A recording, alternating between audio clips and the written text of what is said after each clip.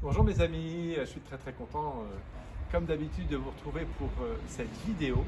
J-5 je crois, donc avant le déconfinement. Donc en effet, on voit le bout du tunnel, on tient le bon bout et il faut s'accrocher jusqu'au bout. Là, ça commence à sentir bon, surtout que de nouveau le beau temps est revenu. Voilà, alors aujourd'hui, je voudrais vous parler d'un sujet qui est très important. Et dans la préparation mentale, c'est un outil qui est un des outils les plus performants, les plus efficaces, les plus indispensables à mon sens, c'est la routine. Alors dans différents postes, on a beaucoup parlé de la routine, mais on parlait toujours de la routine avant le coup, qui est évidemment une des routines les plus importantes, et c'est un des moments, une des séquences les plus importantes de la routine, mais ce n'est pas la seule.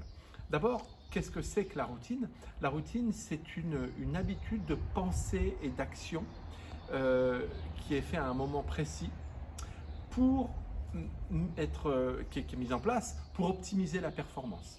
Et donc, comme je le disais, pour être davantage concentré, et ça a des vertus pour la concentration, pour être dans le présent, pour une mise en confiance. On est beaucoup plus en confiance grâce à cette routine et ça permet d'éviter le stress.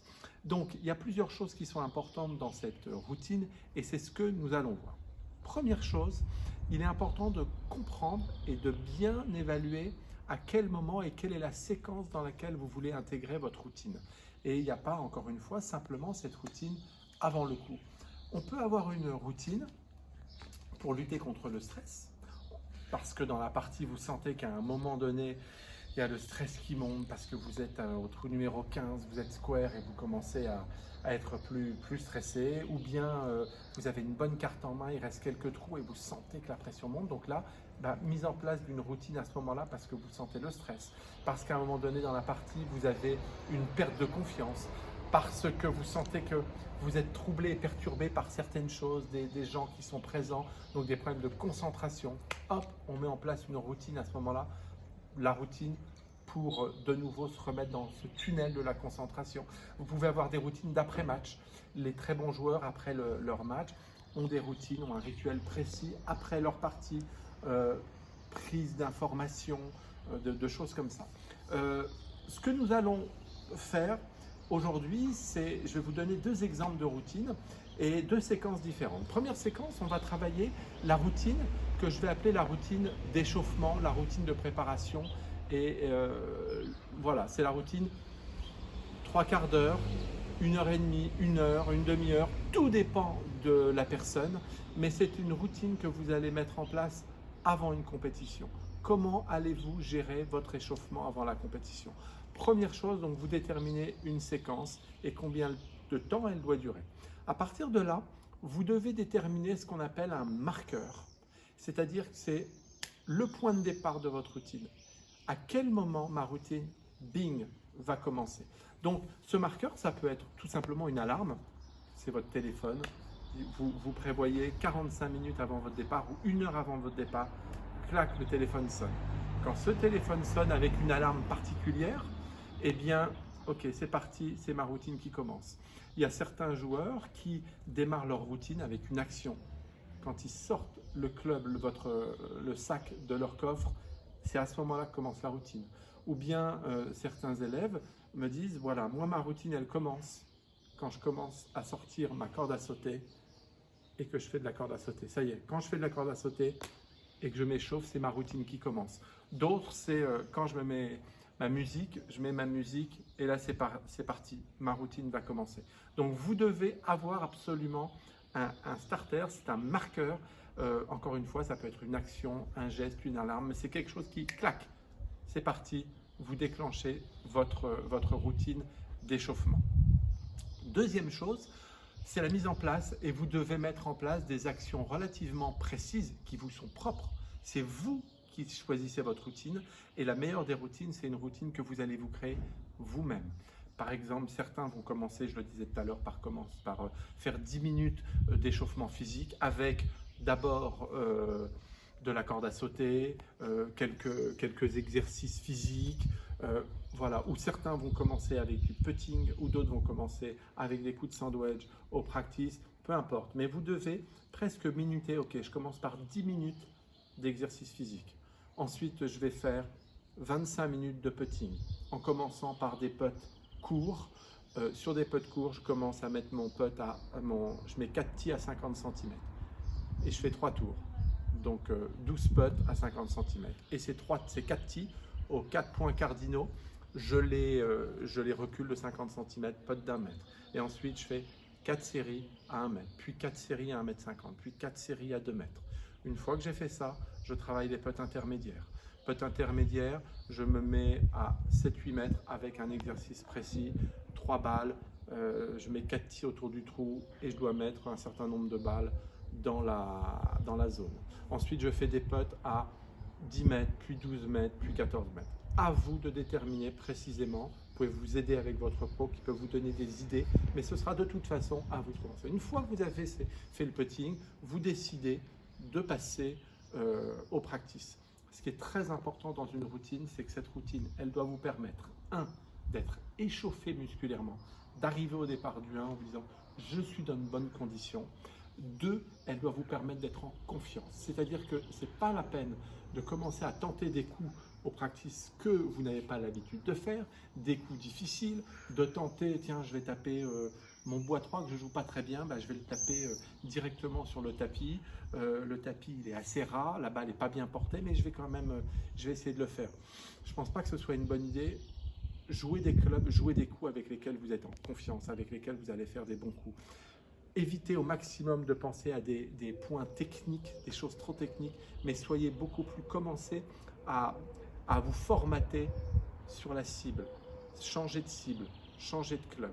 Donc une fois que vous avez déterminé que votre practice va durer un quart d'heure, 20 minutes, 25 minutes, une demi-heure, avec un certain nombre de balles, vous allez par exemple finir par quelques chips et quelques sorties de bunker pour de nouveau faire un peu de putting et aller au départ. Mais tout doit être parfaitement minuté. Une fois, je reviens un peu en arrière, une fois que votre starter a été mis en place, c'est-à-dire que vous avez entendu votre alarme sonner ou vous avez mis les pieds sur le green, ok, quand j'arrive sur le putting green, c'est là où ma routine d'échauffement commence, ou quand je fais de la corde à sauter. Une fois que vous avez déterminé votre starter, vous devez avoir ce que j'appelle un verrouillage, c'est-à-dire une phrase telle que je me refuse de faire autre chose que ma routine à partir du moment où je commence à faire de la corde à sauter. Je me refuse à faire autre chose que ma routine à partir du moment où je commence à mettre ma musique, ou à partir du moment où je sors mon sac de mon coffre, ou à partir du moment où je mets mes pieds. Donc c'est un verrouillage psychologique qui vous dit ça y est, je rentre dans ma routine et je commence à être bien concentré. Ensuite, vous devez tester cette routine, l'ajuster.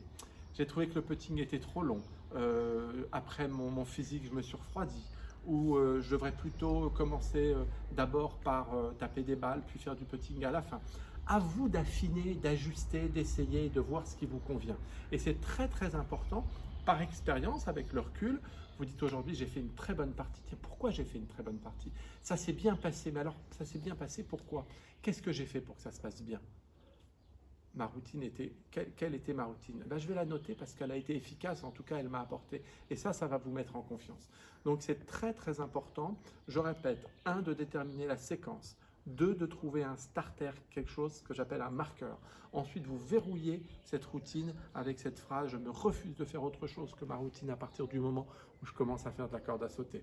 Puis, vous le testez, vous ajustez, vous réglez cette routine, vous la modifiez pour qu'elle vous appartienne et pour que vous puissiez l'utiliser en compétition.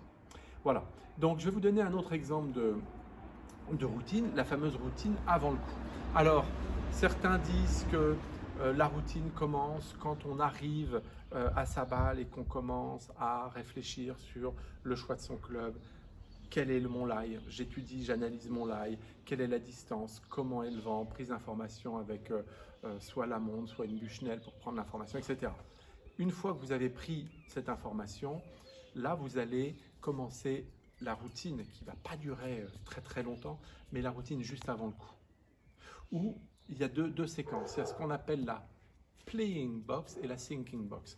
La thinking box, c'est quand vous êtes en retrait de la balle, à quelques mètres derrière la balle. Vous êtes dans l'axe de votre jeu. Vous avez votre balle et l'objectif que vous désirez aller, qui n'est pas forcément le drapeau. Et bien là, vous êtes un tout petit peu, vous prenez un tout petit peu de recul et dans ce qu'on appelle thinking box, vous allez vous dire, ok, je vais mettre en place soit une sensation, c'est pareil, soit un point technique, mais moi je vous parle de ma sensation. En ce moment, je suis par exemple en train de travailler un début de montée où je vais sentir que je démarre sans trop d'action de main et bien avec mon corps, mais hancher mes épaules en même temps. Donc dans ma routine, mes yeux fermés, je vais ressentir, les yeux fermés, je vais ressentir une ou deux fois ça. Je me mets ensuite derrière ma balle, j'observe ma balle, je vais passer de la thinking box à la playing box devant la balle en faisant 2 respirations abdominales. Quand on est un peu sous tension, on a tendance à respirer plus par le haut du corps. Donc, je vais faire 2 respirations. Je vais sentir 2 respirations abdominales et là, je vais me mettre devant ma balle. Je me mets devant ma balle, ma routine continue parce que maintenant, en mettant devant ma balle, je vais être sur ma cible. Alors, certains vont aimer regarder la cible, d'autres vont aimer regarder un point de passage, c'est par là que ma balle va passer, une espèce de pont dans laquelle va passer ma balle. D'autres, une fois qu'ils sont à l'adresse, ils vont visualiser leur trajectoire, un fade, une balle droite, une balle en draw. Ce qui est pas mal, c'est de visualiser une trajectoire visuellement avec soit une ligne de couleur bleue ou rouge. Ça, c'est en fonction justement du profil et action type vous permet de comprendre votre couleur forte qui vous met en confiance, qui vous met en équilibre, qui vous met en force, en coordination. Si vous visualisez la trajectoire, eh bien vous pouvez la visualiser avec une couleur. Moi, j'avoue que j'ai beaucoup de mal à visualiser les trajectoires. Je visualise ma cible et plus précisément, je visualise une zone. Je ne suis pas très à l'aise sur un point précis. Je suis plus à l'aise sur une zone et sur une zone qui est basse en fonction de mon profil. D'autres vont être à l'aise sur des cibles. Au drive, par exemple, ils vont aimer viser le haut des arbres, un point précis haut ou un point précis plus flou. Et ça, c'est des problèmes de vision qui sont en relation avec votre profil de coordination, d'accord, et vos préférences motrices. Et c'est une question de cerveau. Donc, quand on se connaît bien, on peut justement parfaitement analyser cette routine. Donc, quand j'arrive sur ma balle, je vais pour moi regarder la cible. Je regarde la cible, je me relâche et là je joue. Et quand je joue, je me laisse totalement aller et je pense à rien d'autre que la dernière image que j'ai eue, c'est la cible. Ça peut être la dernière chose que vous pouvez avoir en place, ça peut être une sensation, juste cette sensation de démarrer ensemble. Peu importe, vous pouvez avoir une clé, une sensation, une image, mais quelque chose qui va vous permettre de démarrer le mouvement. Une fois que j'ai tapé mon coup, je range mon club dans mon sac et je me dis club rangé, page tournée, en avant. Et ça me permet, c'est clap de fin, ça y est. Je sors de ma concentration, j'étais dans le présent très concentré. Et là, je vais me laisser aller. Je vais parler avec mon cadet ou avec mon partenaire, ou bien je vais commencer à penser à autre chose, mais je vais un peu sortir de tout ça pour me permettre de me reconcentrer après sur le bout suivant. Et le fait, si vous restez trop concentré tout le temps, vous allez vous fatiguer. Donc c'est important d'avoir un clap de début, une action, un marqueur, quelque chose qui va vous permettre de commencer votre routine comme « allez, maintenant ». Vous dites dans votre tête « allez, maintenant ». Et là, c'est parti. Et vous commencez à faire les choses. Ou bien une action qui peut être vous tapez sur la cuisse. Ça veut dire « je commence ma routine ». Et quand elle se termine, on range le club, on termine. Donc c'est une routine qui a un début, un marqueur et qui a une fin. Voilà. Donc j'espère que ça vous a aidé, mais surtout j'attire votre attention pour créer des routines, pas seulement avant votre coup, mais vous pouvez aussi avoir des routines d'avant-match. Mais quand je parle d'avant-match, c'est la veille. Je sais que la veille d'une compétition, j'aime bien dîner certaines choses, j'aime bien me coucher à une certaine heure, j'aime bien faire certaines choses précises avant mon match, ça peut faire partie d'une routine la veille. J'aime bien le matin commencer déjà quand je me lève à faire certaines choses. Voilà. Et puis il y a la fameuse routine qui va être déclenchée, comme on l'a vu tout à l'heure, 1 heure, 3/4 d'heure ou une demi-heure avant en fonction de vos préférences. Et puis il y a la routine juste avant le coup. Donc il y a plusieurs séquences de routine, il n'y a pas simplement une routine. Ça, ce travail, et encore une fois, la routine doit vous correspondre pour vous, c'est à vous de la chercher, c'est à vous de la trouver, c'est à vous de la modifier. Mais ayez un starter et un clap de fin. Voilà, je vous remercie beaucoup. Je vous dis à très bientôt et ben, je vous souhaite une bonne après-midi avec un temps si merveilleux. À très bientôt, au revoir.